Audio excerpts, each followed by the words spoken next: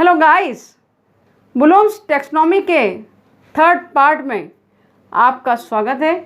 इसके पहले हमने ब्लूम पार्ट फर्स्ट में हमने देखा था स्टूडेंट्स ब्लूम्स टैक्सोनॉमी का इंट्रोडक्शन 3 उसके डोमेन होते हैं उसको समझा था। सेकंड पार्ट में हमने कॉग्निटिव डोमेन को डिटेल में समझा और अब थर्ड पार्ट में हम देख रहे हैं अफेक्टिव डोमेन।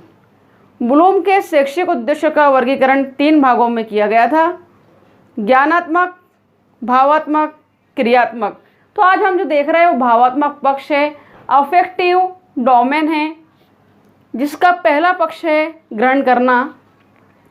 इस अफेक्टिव डोमेन को पुनः 5 भागों में विभाजित किया गया है। पहला ग्रहण करना, जिसे रिसीविंग कह सकते हैं हम। इस पॉइंट के अंतर्गत, इस बिंदु के अंतर्गत विद्यार्थी से उम्मीद की जाती है कि विद्यार्थी में किसी भी वस्तु या विचार के प्रति रुचि पैदा कर दी जाए या उसका इंटरेस्ट जागृत हो जाए। उसके अलावा उस विद्यार्थी से उम्मीद की जाती है कि किसी भी वस्तु या विचार के प्रति, किसी थिंग या थॉट के प्रति उसका ध्यान केंद्रित हो, वो कॉन्सेंट्रेट कर पाए। उसके अलावा किसी भी घटना या उद्दीपक का विकास किया जाता है। घटना या उद्दीपक का विकास से तात्पर्य है विद्यार्थी को कार्य करने के लिए स्टिमुलस प्रदान करना, क्योंकि स्टिमुलस आपकी अनुक्रिया में, आपकी रिस्पॉन्डिंग प्रक्रिया में तेजी करता है। इस प्रकार ग्रहण करना के अंतर्गत छात्रों में विचार और भाव ग्रहण करने की योग्यता का विकास हो जाता है और विचार, अर्थ और भाव को ग्रहण करने की योग्यता का विकास हो जाता है, जिसके कारण पाठ्यक्रम का विकास आगे बढ़ता है। ग्रहण करने से तात्पर्य कोई भी छात्र केवल ज्ञान को ग्रहण करने के लिए अगर तैयार है तो आगे अन्य चीज़ों को सीख सकता है। अफेक्टिव डोमेन का सेकंड पार्ट है अनुक्रिया, जिसे इंग्लिश में हम रिस्पॉन्डिंग कहते हैं। रिसीविंग करने के बाद बच्चे ने ज्ञान को ग्रहण किया, बातों को सीखा, अर्थ को ग्रहण किया, विचार उसके दिमाग में आए और वो अर्थ ग्रहण करने के लिए तैयार हुआ। जब अर्थ ग्रहण करता है तो अनुक्रिया देने लगता है, रिस्पॉन्ड करने लगता है। जब आप रिसीव करते हैं, आप कक्षा में बैठे हो, आप रिसीव कर रहे हो टीचर की बात को, इन्फॉर्मेशन को, तो आप डेफिनेटली रिस्पॉन्ड भी करने लगते हो छात्रों। तो यही है अनुक्रिया, अफेक्टिव डोमेन का सेकंड पार्ट, जिसे भावात्मक रूप से जोड़ा गया है, अर्थात हृदय से जोड़ा गया है। अगर आप भावनात्मक रूप से शिक्षक से जुड़े हैं, अभ्यास से जुड़े हैं, तो डेफिनेटली आप रिस्पॉन्ड करते हैं।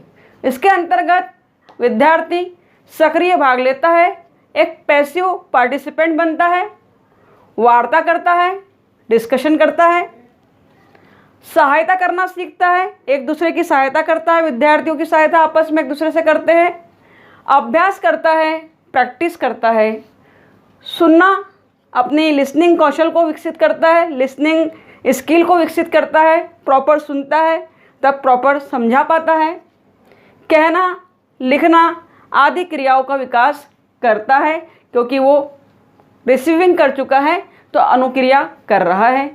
अनुक्रिया के अंतर्गत एक विद्यार्थी अपने अभिव्यक्ति कौशल के लिए, मतलब एक्सप्रेस करने के पावर को डेवलप करने के लिए, एक्सप्रेशन स्किल को डेवलप करने के लिए कहानियाँ सुनता है, कहानियाँ सुनाता है, कहानियाँ पढ़ता है। साथ ही साथ अपने पठन कौशल के विकास के लिए, रीडिंग स्किल को डेवलप करने के लिए पुस्तकें पढ़ता है विभिन्न प्रकार की, सस्वर वाचन करता है, लाउड रीडिंग करता है, अलाउड रीडिंग करता है, मौन वाचन करता है, साइलेंट रीडिंग करता है। तो ये सारी क्रियाएं अनुक्रिया के अंतर्गत डोमेन में हम देख रहे हैं। तीसरा पॉइंट मूल्यांकन, इवैल्यूएशन।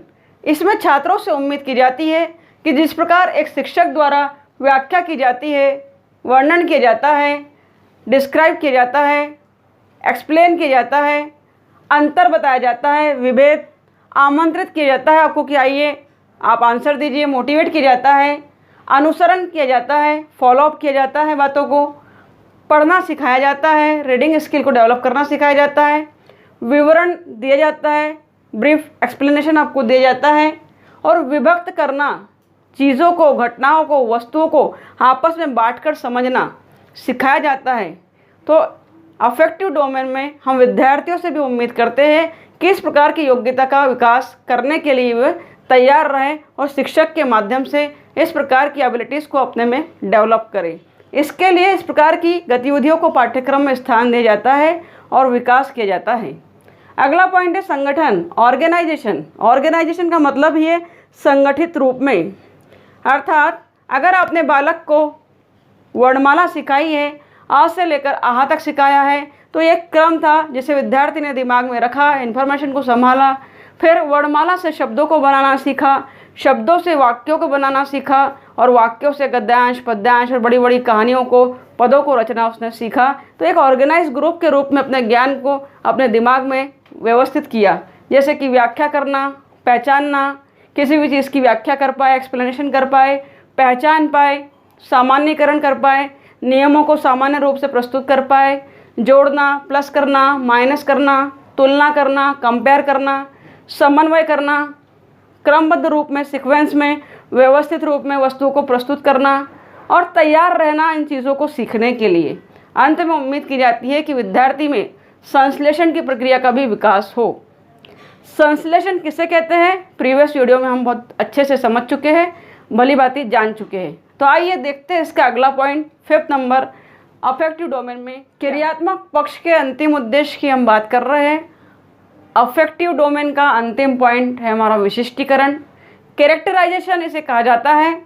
इसके अंतर्गत विद्यार्थी से अपेक्षा की जाती है कि सारी बातों को, सारी घटनाओं को, सारे विचारों को जो सीखे है, उसने लर्निंग किया है, अधिगम किया है, उसे हृदय से स्वीकार किया और अपने व्यवहार में परिवर्तन किया। अपने व्यवहार में जब स्टूडेंट परिवर्तन करता है तो विभेद करना, सहसंबंध स्थापित करना, अंतर करना, प्रमाणित करना, परीक्षण करना आदि गुणों में, पठन कौशल के विकास में, भाषा कौशल के विकास में वो निपुण हो जाता है सभी प्रकार के। और इस प्रकार के कौशलों का विकास शिक्षक द्वारा उसमें किया जाता है। फलस्वरूप, परिणाम स्वरूप अंत में उसमें एक विशिष्टीकरण का गुण आ जाता है, डेवलप हो जाता है कि वो कैरेक्टराइज कर पाता है, चीज़ों को अलग अलग करके, विभक्त करके, विभेद करके क्लासीफाइड कर पाता है और स्वयं में एक विशिष्ट क्षमता उसमें उत्पन्न हो जाती है, कैपेसिटी उसकी विकसित हो जाती है।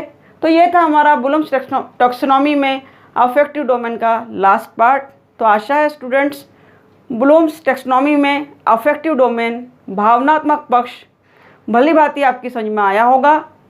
जल्दी ही मिलते हैं नेक्स्ट वीडियो में, पार्ट 4th, जिसमें मैं लेकर आ रही हूँ psychomotor domain. Thank you very much for watching my video. बने रहिए, देखते रहिए।